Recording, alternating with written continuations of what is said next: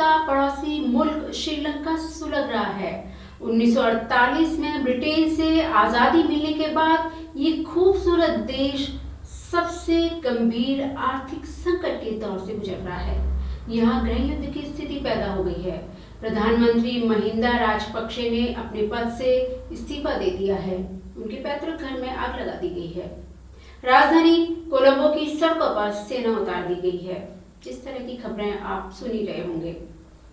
ऐसा क्यों हुआ है? नमस्कार, मैं हूं प्रभा और आप देख रहे हैं न्यूज इंडिया। श्रीलंका में ऐसी स्थिति हो जाएगी ये किसी ने शायद सोचा भी नहीं था। 1948 में श्रीलंका को अंग्रेजों से आजाद कराने के बाद से तमिलों और सिंगली के बीच संघर्ष चल रहा है। राजनीतिक अधिकारों के लिए शांतिपूर्ण संघर्ष 1983 के बाद गृह युद्ध में बदल गया। श्रीलंकाई तमिलों को लगा कि संविधान और सरकार की नीतियां उन्हें समान राजनीतिक अधिकारों से वंचित कर रही हैं। इसका परिणाम ये हुआ कि तमिल और सिंगली समुदायों के संबंध बिगड़ते चले गए। श्रीलंकाई सरकार की गलत नीतियों और पक्षपातपूर्ण रवैये के कारण श्रीलंका के तमिलों में गहरा असंतोष पैदा हो गया। जो तमिल पार्टियां 1973 तक राष्ट्र विभाजन के विरुद्ध थी, वो भी अब अलग राष्ट्र की मांग करने लगी हैं। सरकार की नीतियों के कारण बहुसंख्यक सिंगला समुदाय को जहां लाभ हुआ, वहीं अल्पसंख्यक तमिलों को हानि हुई। श्रीलंका में विवाद की शुरुआत कैसे हुई? श्रीलंका में सिंगला समुदाय के लोगों की आबादी सबसे अधिक है और ये लोग बौद्ध धर्म को मानते हैं। ब्रिटिश राज के दौरान सिंगला लोगों में ये असंतोष घर करने लगा कि ब्रिटिश शासक देश में तमिलों को बढ़ावा दे रहे हैं, जो मुख्य रूप से हिंदू हैं। बात बढ़ने लगी और 1948 में श्रीलंका की आजादी के बाद सिंगला राष्ट्रवाद ने जोर पकड़ना शुरू कर दिया। कौन है श्रीलंका के तमिल? श्रीलंका में देश के उत्तर और पूर्वी भाग में तमिल अल्पसंख्यक वर्षों से रह रहे हैं।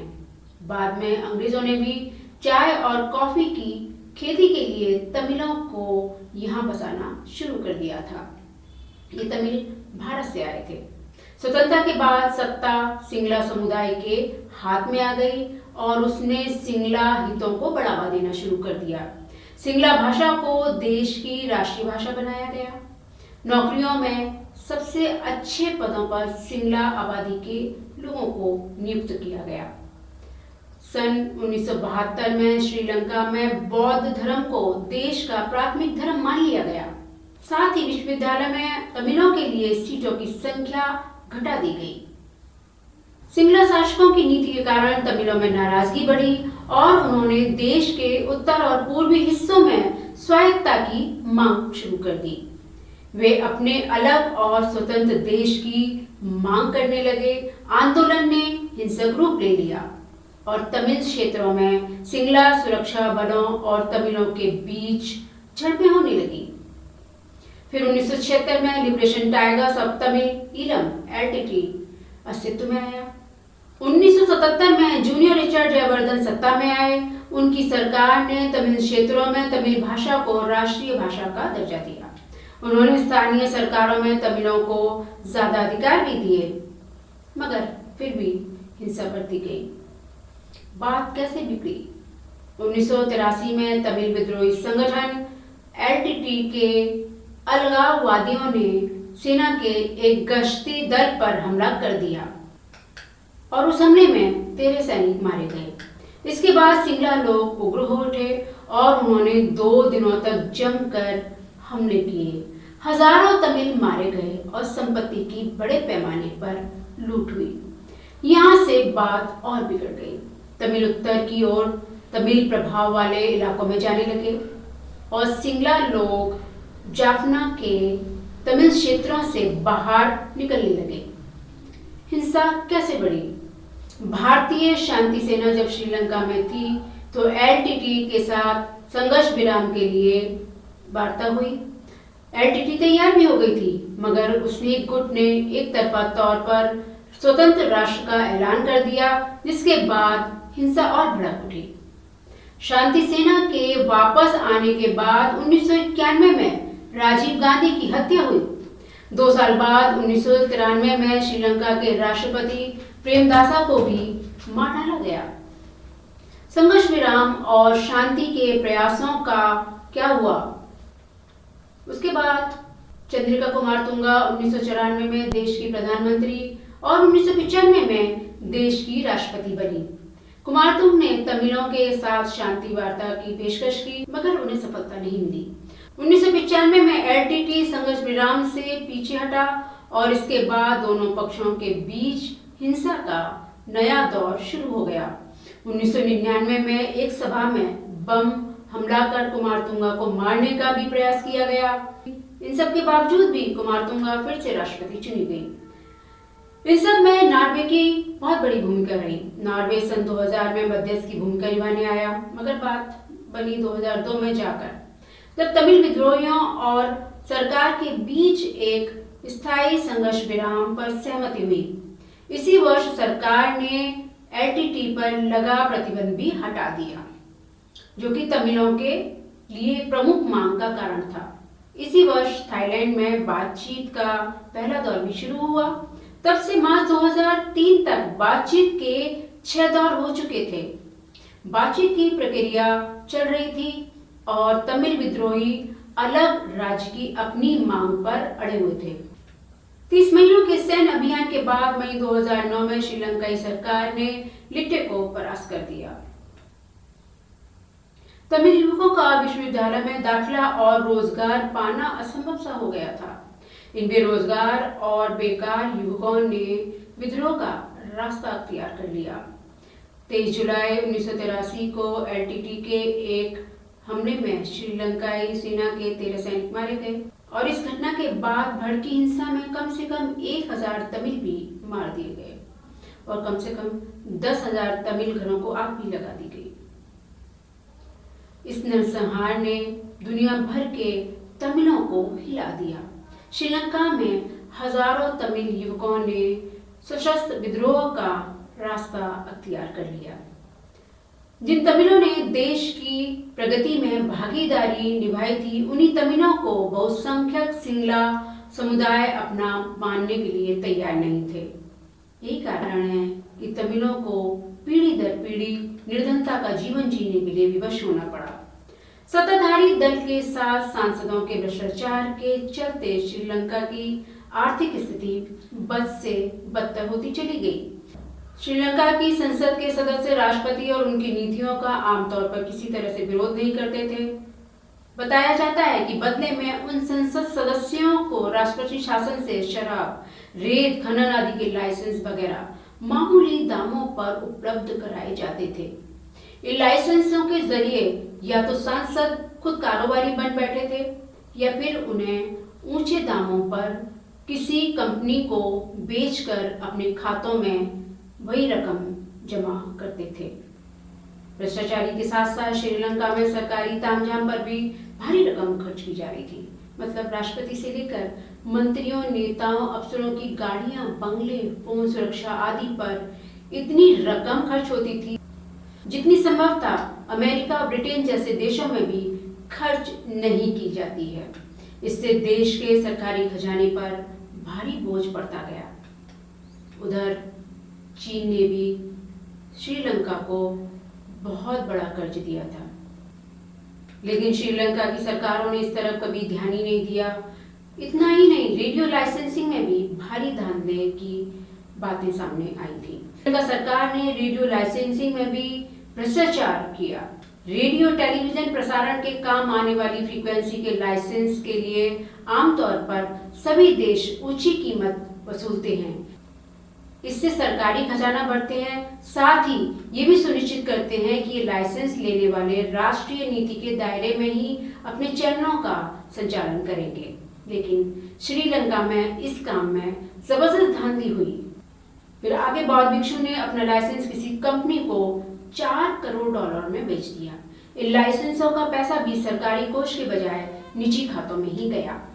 श्रीलंका अपने अधिकतर खाद्यान्नों, पेट्रोलियम उत्पादों, दवाइयों आदि के लिए विदेशी आयात पर निर्भर है, लेकिन घोर भ्रष्टाचारी के चलते विदेशी मुद्रा भंडार की कमी के कारण वो आयात भी नहीं कर पा रहे थे। इससे देश की स्थिति बद से बदतर होती चली जा रही थी। देश का बिजली संकट भी गहरा गया था और लोगों को दिन में 7-8 घंटे अंधेरे में ही रहना पड़ रहा था। श्रीलंका अब तक दिवालिया बन चुका था। चीन द्वारा दिए गए कर्जे को भी श्रीलंका चुकाने में नाकामयाब हो चुका था। श्रीलंका में स्थिति इतनी खराब हो चुकी थी कि श्रीलंका के सामने आजादी के बाद का सबसे गंभीर संकट पैदा हो गया था। आर्थिक संकट कितना बड़ा है, इसका अंदाजा आप कुछ फैक्ट से लगा सकते हैं। सरकारी आंकड़ों के मुताबिक अभी श्रीलंका में महंगाई की दर 17% को भी पार कर चुकी है। ये पूरे दक्षिण एशिया के किसी भी देश में महंगाई का सबसे भयानक स्तर है। श्रीलंकाई रुपए की वैल्यू पिछले कुछ दिनों में डॉलर के मुकाबले 46% से भी ज्यादा कम हो चुकी है। मार्च में श्रीलंका $1 की कीमत 201 श्रीलंकाई रुपए थी, जो अब 318 श्रीलंकाई रुपए पर आ चुकी है। सरकारी आंकड़ों के अनुसार अप्रैल 2021 तक श्रीलंका के ऊपर कुल $35 बिलियन का विदेशी कर्ज था, जो अब $51 अरब पर पहुंच चुका है। आर्थिक संकटों से घिरे इस छोटे से देश के ऊपर इस भारी भरकम विदेशी कर्ज का ब्याज व किस्त चुकाने का भी बोझ है, जो हालत को और भी गंभीर बनाता जा रहा है। श्रीलंका सरकार की नाकामयाब पॉलिसी और भ्रष्टाचारी की चरम सीमा ने श्रीलंका का दहन कर दिया। तो क्या भारत भी श्रीलंका के नक्शे कदम पर चल रहा है? आइए जानते हैं कुछ फैक्ट्स भारत के बारे में भी। कहीं भारत में भी ऐसी स्थितियां पैदा ना हो जाए। भारत एरिया के हिसाब से दुनिया का 7वां सबसे बड़ा देश है और आबादी के हिसाब से दुनिया का दूसरा सबसे बड़ा देश है और दुनिया का सबसे बड़ा डेमोक्रेटिक स्टेट भी। दुनिया का तीसरा सबसे बड़ा डिफेंस बजट भारत का ही है और आज भी भारत में भूखमरी, गरीबी, अशिक्षा और करप्शन और हेल्थ केयर जैसे इश्यूज मौजूद हैं। वित्त मंत्रालय ने एक रिपोर्ट में बताया कि भारत सरकार पर कुल कर्ज का बोझ बढ़कर 128.41 लाख करोड़ रुपए हो गया है। इस लिहाज से देश के हर नागरिक पर 98,776 रुपए का कर्ज लगा है। आरबीआई के जून में जारी किए गए आंकड़ों के मुताबिक देश का विदेशी स्रोतों से लिया गया कर्ज दिसंबर 2021 को समाप्त तिमाही में $11.5 अरब से बढ़कर $614.9 अरब पर पहुंच गया है। वित्त मंत्रालय ने यह जानकारी दी। जीडीपी सकल घरेलू उत्पाद अनुपात के रूप में विदेशी कर्ज पिछले साल दिसंबर के अंत में 20% था, जो सितंबर 2021 में 20.3% हो गया। मार्च 2022 में व्यापार घाटा $18.69 अरब था, जबकि पूरे 2021-22 के दौरान ये $192.41 अरब हो गया। भारत का व्यापार घाटा भी कम नहीं है। भारत का व्यापार घाटा के बारे में भी जान लेते हैं। भारत का व्यापार घाटा 2021-22 में 87.5% से बढ़कर $152.41 बिलियन अमेरिकी डॉलर हो गया, जबकि पिछले वर्ष ये 102.63 बिलियन अमेरिकी डॉलर था। रिपोर्ट में जारी आंकड़ों को देखें तो भारत पर कुल 42.5 लाख करोड़ रुपए का विदेशी कर्ज है। इस हिसाब से गौरतलब है कि कर्ज का ये बोझ 2010 में करीब 21.9 लाख करोड़ रुपए का था, जो पिछले 10 वर्षों में 96% की वृद्धि के साथ बढ़कर 2020 में 42.2 लाख करोड़ रुपए पर पहुंच गया। इसमें से 84,254 करोड़ रुपए का तो केवल ब्याज है, इसको लंबी अवधि के बाद चुकाया जाना है। आपको ये जानकर भी आश्चर्य होगा कि भारत का सबसे ज्यादा कर्ज लेने वाला प्रधानमंत्री नरेंद्र मोदी अब तक के सबसे ज्यादा विदेशी कर्ज लेने वाले प्रधानमंत्री हैं।